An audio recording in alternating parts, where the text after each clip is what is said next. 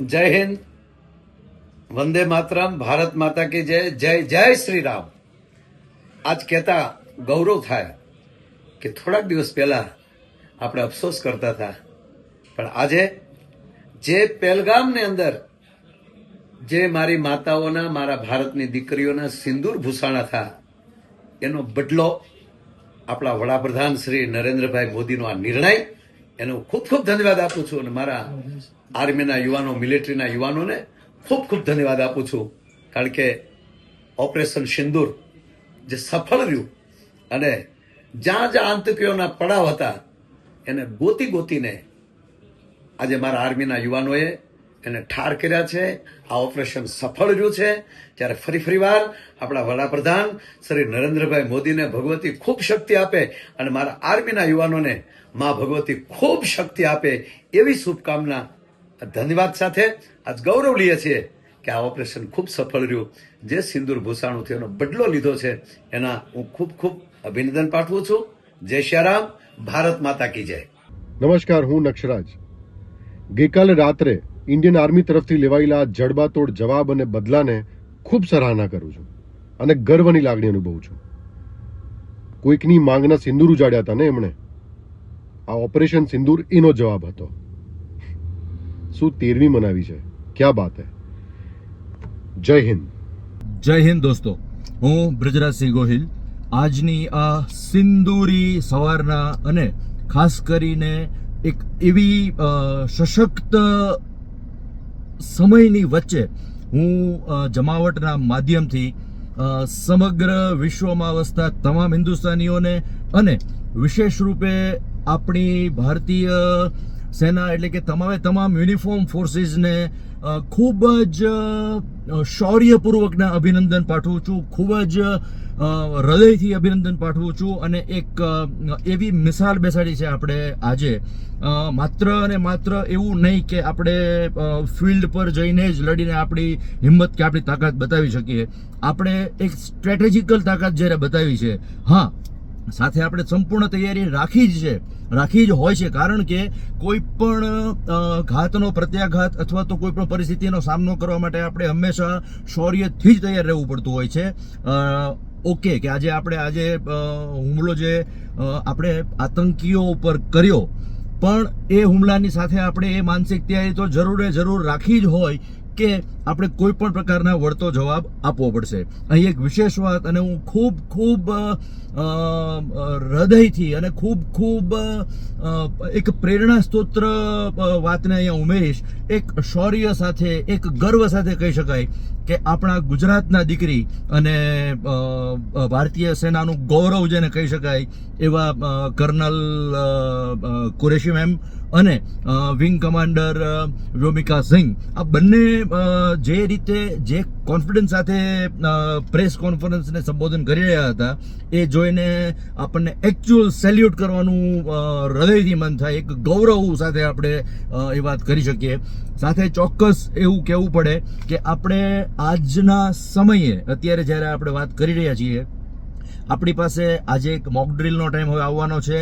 એને આપણે બિલકુલ સિસ્ટમેટિકલી એક આઝાદ ભારતના સ્વતંત્ર અને જવાબદાર નાગરિક તરીકે બિલકુલ નિયમબદ્ધ જે આપણને એસઓપી આપવામાં આવી છે એ પ્રમાણે આપણે એને ફીલ કરીશું, એ પ્રમાણે આપણે એને પ્રોસેસમાં લઈશું.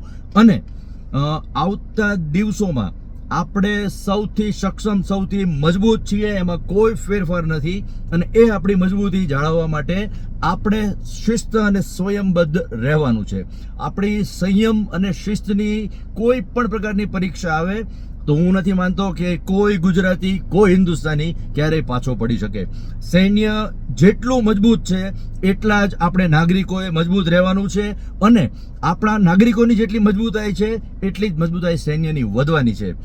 સીમા પર સૈન્ય લડતું હોય છે, જ્યારે ઇન્ટરનલ આપણે આપણા એકબીજાની સાથે રહીને આપણે આપણો નાગરિક ધર્મ સંપૂર્ણપણે નિભાવીને આપણે પણ આ લડતનો એક ભાગ બનવાનું છે. ફરીવાર હું ભારતીય ફૌજના એક સિપાહીઓને, ભારતીય ફૌજના એક અધિકારીઓને અને બાકીની તમામ પેરામિલિટરી ફોર્સિસ વગેરેને, હું એક ફોર્સ સાથે જોડાયેલો રહ્યો હોવાને કારણે મને બહુ વિશેષ ગર્વ થાય છે કે આજે આપણે જે સ્ટ્રેટેજીથી કદાચ એવું કહી શકાય કે કોઈ ના પણ ધ્યાનમાં ન હોય કે આવા પ્રકારનો પણ હુમલો કરીને આટલી મોટી માત્રામાં આતંકીઓનો સફાયો આપણે કરી શકીએ. જે સિંદૂરની વાત છે એ હૃદયસ્પર્શી વાત છે. જે દીકરીઓની, જે બહેનોની જે તે વખતે હાલત થઈ હતી એનો ખરેખર સિંદૂરી જવાબ આપવામાં આવ્યો છે, શૌર્યનો જવાબ આપવામાં આવ્યો છે. અને આ કેસરી કલરને પાકિસ્તાનમાં પણ જે લહેરાવ્યો, રાત્રે હું 3 વાગે જે વિઝ્યુઅલ જોઈ રહ્યો હતો, 1:30 વાગ્યાની આ ઘટના બની અને મને 3 વાગે જ્યારે ખબર પડી, એ વખતે આપણને જોઈને એક સિંદૂરી વાતાવરણ પાકિસ્તાનના આકાશમાં દેખાઈ રહ્યું હતું. ખરેખર ખૂબ ખૂબ અભિનંદનને પાત્ર, ખૂબ ગૌરવની વાત છે. અને સાથે આપણી જવાબદારીઓ પણ એટલી વધી છે કે આપણે હવેના સમયની અંદર ખૂબ શિસ્ત અને સંયમ સાથે એક આઝાદ ભારતના મજબૂત અને જવાબદાર નાગરિક તરીકેની આપણી ફરજો બજાવવાની છે. આપ સૌને ખૂબ ખૂબ શુભકામનાઓ. આવનાર દિવસો માટે આપણે ખૂબ તૈયાર રહીએ. એની સાથે હું વાતને વિરમું છું. જય હિન્દ, જય ભારત. ये चिराग हमारे घर से जला और भड़क कर आग बन गया. हम उसे बुझाएंगे चाहे उसमें जलकर राख क्यों न हो जाए. मरने से नहीं, मारने से आज़ादी मिलती है. कदम कदम बढ़ते जाओ और दुश्मनों की मौत. तुमने नाम पूछकर मारा था, हम नाम बताकर मारेंगे. तुमने छीना था सिंदूर हमारा, हम वजूद तुम्हारा मिटाएंगे. तुमने नाम पूछकर मारा था, हम नाम बताकर मारेंगे. अब ये मत सोचना अब की बार कि दया हम तुम पर दिखाएंगे.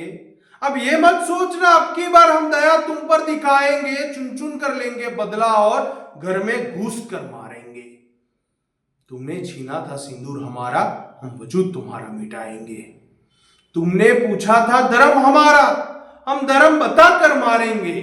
तुमने पूछा था धर्म हमारा, हम धर्म बताकर मारेंगे. हम चाहे जो भी धर्म से हो, हम हिंदू होकर मारेंगे. तुमने पूछा था धर्म हमारा, हम धर्म बताकर मारेंगे. ये तो बस एक झलक दिखाई, पूरी फिल्म दिखानी बाकी है. ये तो बस एक झलक दिखाई, पूरी फिल्म दिखानी बाकी है. अब की बार जो उठी भारत से, वो धुआं नहीं, वो आंधी है. ये तो बस एक झलक दिखाई, पूरी फिल्म दिखानी बाकी है. अब की बार जो उठी भारत से, वो धुआं नहीं, वो आंधी है. कसम खाई है मां भारती की, तुमको नहीं हम छोड़ेंगे. कसम खाई है मां भारती की, तुमको नहीं हम छोड़ेंगे. तुमने छीना था सिंदूर हमारा, हम वजूद तुम्हारा मिटाएंगे. हम वजूद तुम्हारा मिटाएंगे. जय हिंद.